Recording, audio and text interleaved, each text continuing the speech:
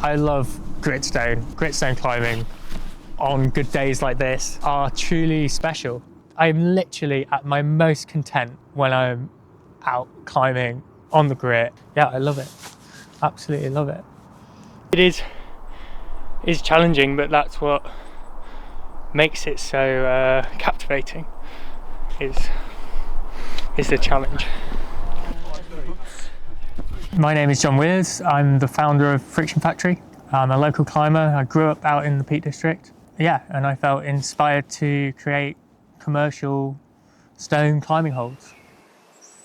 I grew up in White Peak near Taddington. Growing up, sort of, especially as a teenager, there wasn't much to do, but there were lots of dry stone walls that were falling down on the farm. I just started repairing these dry stone walls, and I gradually got better and better. My career took a bit of a pivot, and I went into rope access that I'm coming back to, which I was formerly trained as a banker mason, directly applying those skills to manufacture the climbing holds that I make. A lot of my more commercial holds, I make them out of granite and marble, offcuts from kitchen worktops. Essentially, I'm upcycling a waste product. The stone industry is tremendously wasteful. I do it in a very traditional way. It's a lot of using stone templates, molds, various different processes. It's challenging to create something that's highly manufactured but still have that sort of realistic stone edge.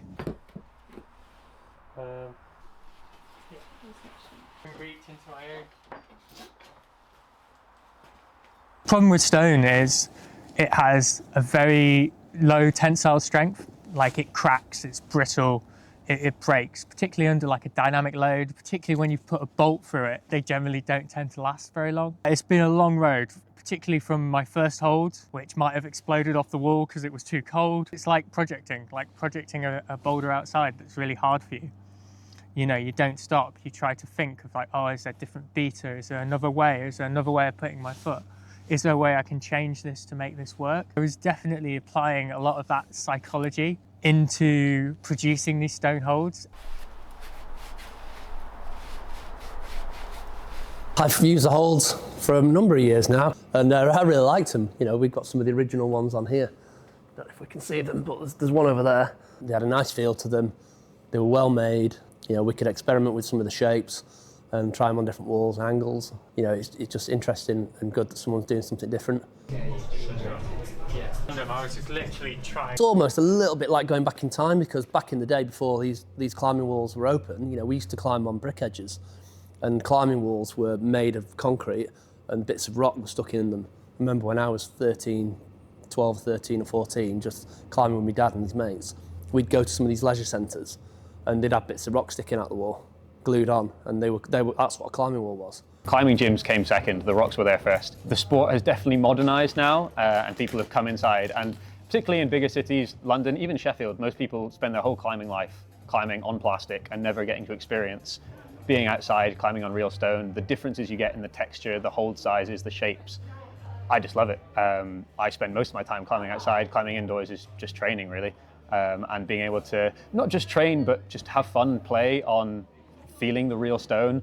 You learn so many little things that you can transfer to climbing outside that you wouldn't even know that you didn't know. And I really, really want, particularly places like London where it's quite hard to travel to, being able to give people the experience and the feel of climbing on stone is just great.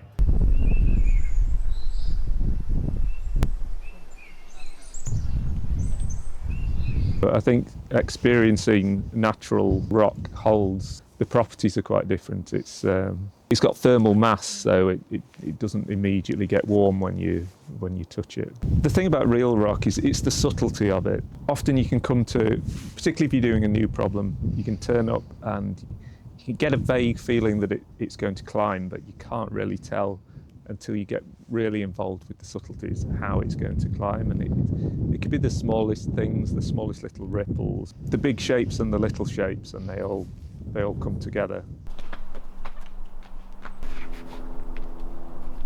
The BMC has a large membership, and we mobilise a large amount of volunteers to help look after the crags. Things like John's holds can help people to sort of learn to climb on rock. It's bridging the gap. People are super enthusiastic, they turn up and the rock's not ready for them to climb, but they want to climb anyway. It can be really durable, but it can also be vulnerable to overuse. I just think that the more variety, the better, really. In the right context, they can be the best thing. They hold their temperature a bit better, so they're nicer to climb on. I would like to build a bridge between the outdoors and the growing indoor scene. Climbing is getting more popular than it ever has been. Coming from the indoors, people don't realise sort of the ethical responsibility that they have when they're climbing outdoors and they're representing climbers as a whole, especially somewhere as beautiful as the Peak District.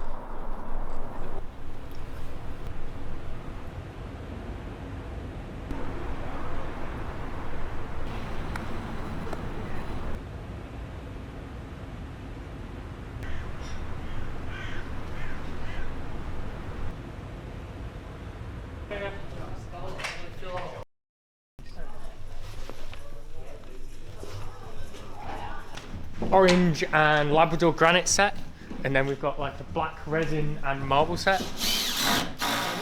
With the marble set, I would like to set something that's a lot more sort of tensiony. I think that would look good. I'm a bit more business focused. John's the creative. He's very, very good at it. Hopefully, as we scale up, my engineering background will help us with the CNC manufacturing and the scalability. But at the moment, John does most of the manufacturing by hand. We complement each other for sure. We're sometimes two sides of a coin, but you need both sides at the end of the day. He's my mate first, and now he's my business partner, so we're winning.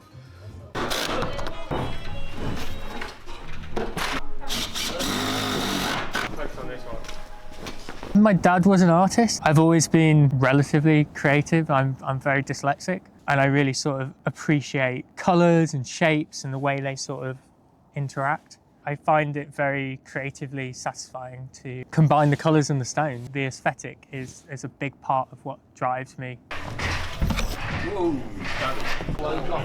You know, when I met John, I thought he was doing something innovative and doing something different. I was passionate about what he was doing, and that to me, you know, that is what we're all about. We're just an independent climbing wall run by some climbers. Nearly 20 years ago, we didn't think, we didn't know it was going to be the sort of growth in bouldering that there has been, and we just set out to create a really nice climbing space. And I think our style of route setting, you know, it's a bit more technical. It's still focused on, climbing and outdoor climbing and things like that. It's just the way that your skin reacts to the holds is just a bit unique, and that's obviously like climbing outside. So, if people are training for a project in Switzerland or something in Font or whatever, and they want to toughen the skin and they want to, get the skin used to how it's going to feel, and they can't go outside because the weather's bad or whatever, then I think they're great for that. This is a new portable stone fingerboard that we've been working on, and I've been demoing it for a while now. It's amazing the difference friction makes, but particularly for pickups and something like this for a portable board, I mean, it makes a lot more sense not to be limited by friction. That is a much better training tool than a piece of wood, because you're just limited by conditions and skin. Climbers are very tactile, and the biggest thing I learned was to listen to them and adapt and change my product. Yeah, so I think going again is probably quite easy. Who is this guy? It's too easy, man. It's too easy. There you go. I love creating really distinctive, gorgeous sets, and to see people hopefully using products like this. The goal ultimately is to make Friction Factory our full-time thing. So we're chasing the dream. This is my dream.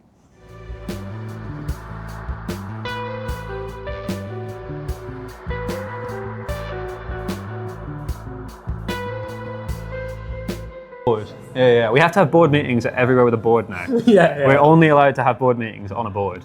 Yeah. I mean, we do make full sense of the word when it says board exactly. meeting. It's like we climb on the board, we talk about stuff we want to do. We have to hang off the board whilst we have our conversations. Maybe we should have a board comp called the board meeting.